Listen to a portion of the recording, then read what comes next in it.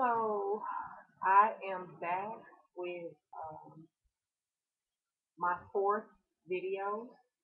Um, this is called After My Sister's Unsavory Burial.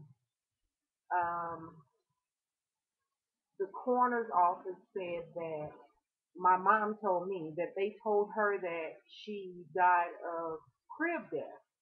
Um, I still don't know how um, a baby under an infant under a week old rolls over onto her face and suffocates in her sleep, or supposedly in her sleep. I don't know.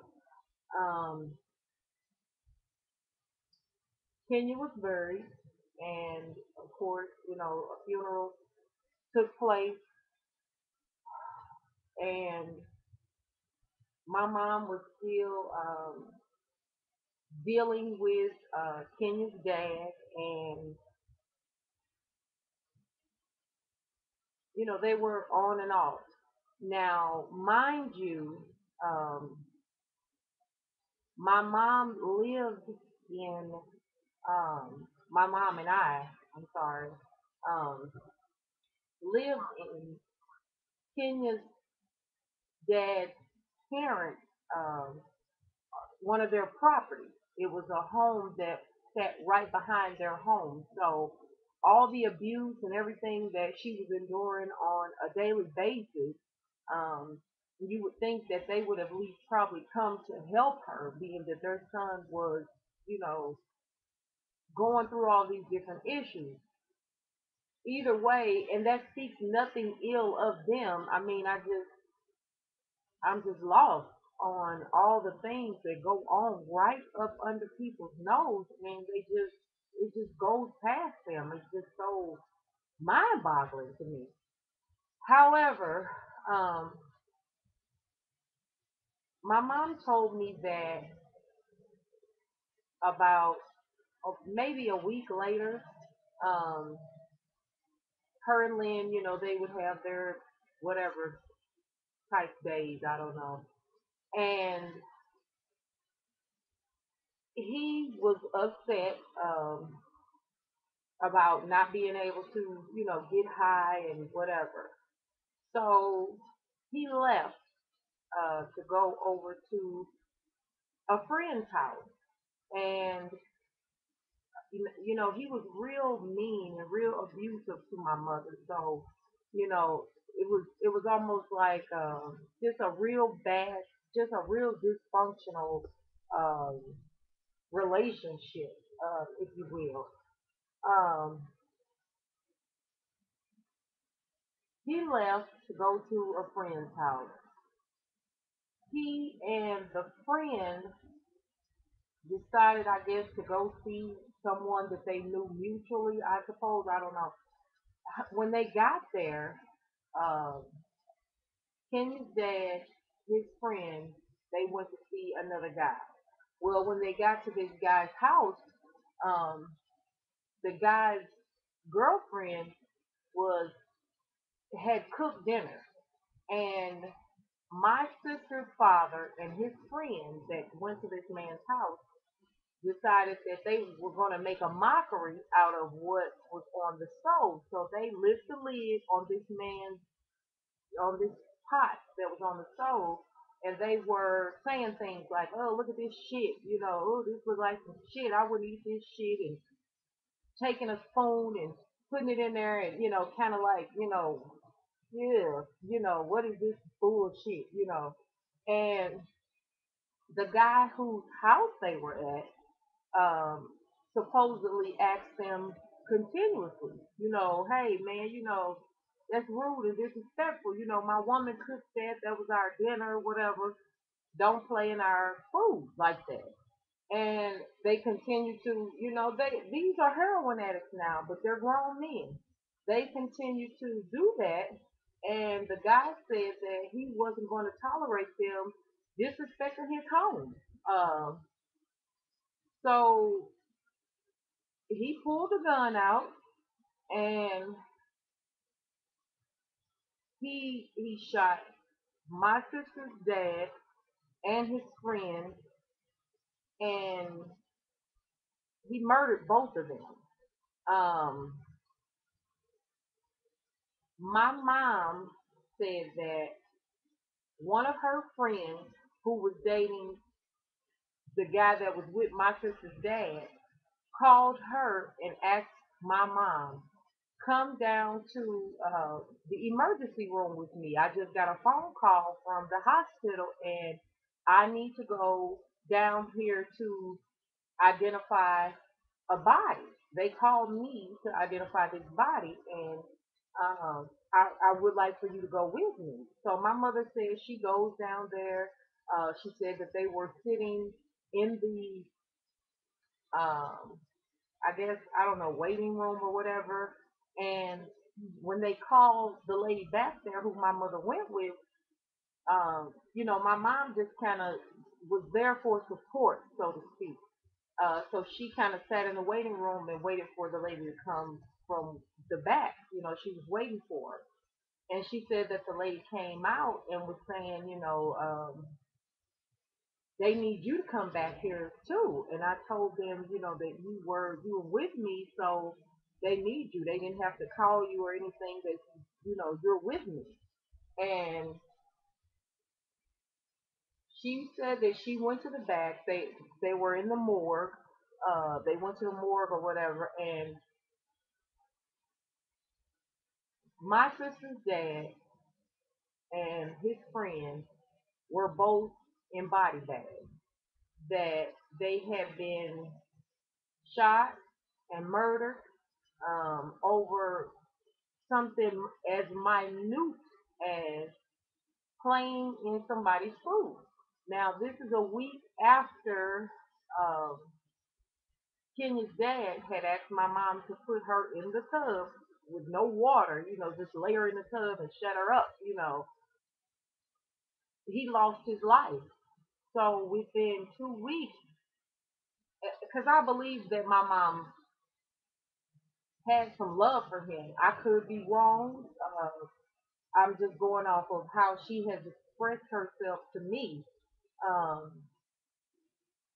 Within 2 weeks, she lost a child and her guy or whatever he was. I don't know. She lost Kenya's dad. And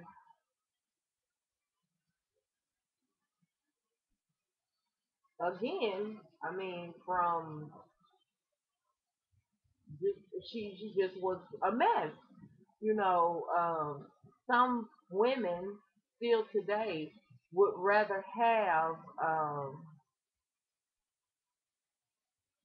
a piece, if you will, of nothing than to have nothing at all. So I believe that even though he was mean to her, he was abusive to her, he was um, just a lot of different non-positive things for her. What should have been the beginning of somewhat of a happy life. Um, I believe she had some love for him and that she was really, probably had some hate for him too, but at the same time, he was there. Other people in her life, especially her family, had already disappointed her. So, now he's gone and, she's just basically on her own with me. And I don't know if she thought life is just going to be whatever, you know. Um, that was something that was hard for her. My sister's grandparents, who owned the property, after a while, they didn't want my mom there anymore. They didn't. They wanted her to go on about her business because really, I think it was maybe like a safe haven for her to be there, and especially because she was in a relationship with their son, and they knew that their son was tormented. You know, my mother didn't come from an angelic background, so you're dealing with two mentally, I want to say, this disabled people, two people who have experienced some type of hurt. I don't know what type of hurt he experienced to cause him to be on drugs like that, but I'm just speaking from her perspective, you know, to attract something such as that and be okay with it, you know. Um, it just was a mess. And she moved on. She moved on in her life, and things just continue to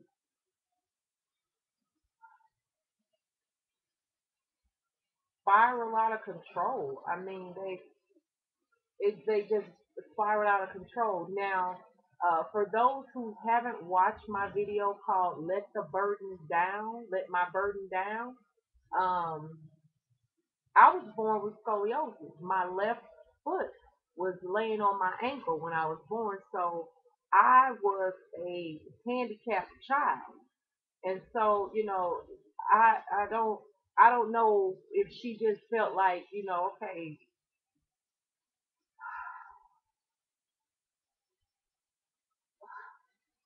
what, you know, just a mess, you know. Um,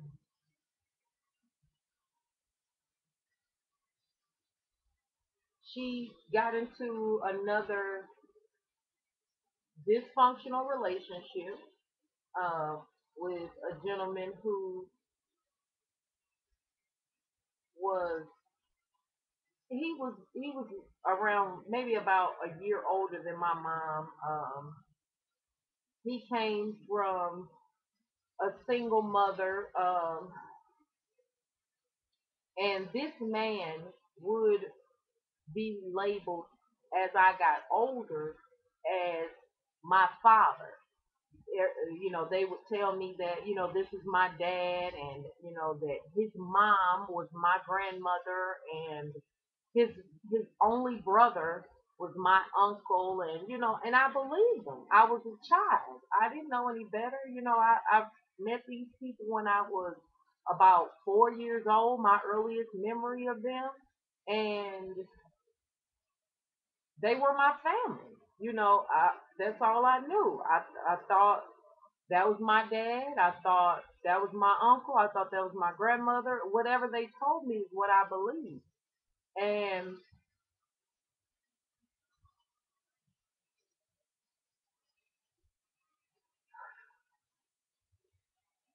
it just never ended.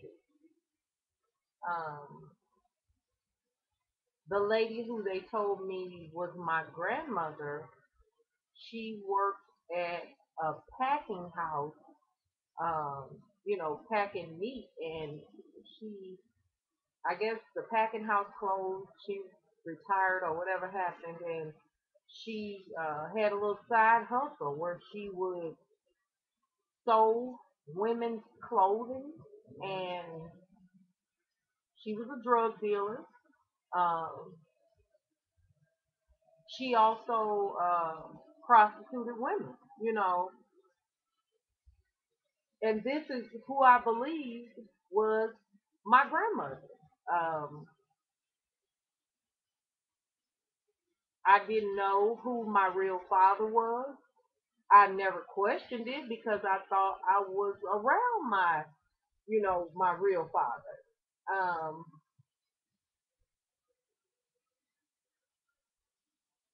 Life was just a mess.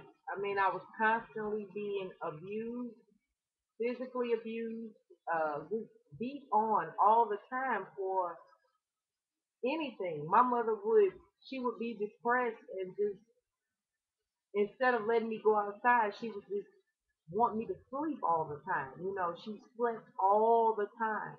And we slept so much to where I didn't know what what day of the week it was. Sometimes I didn't even know if it was a school day or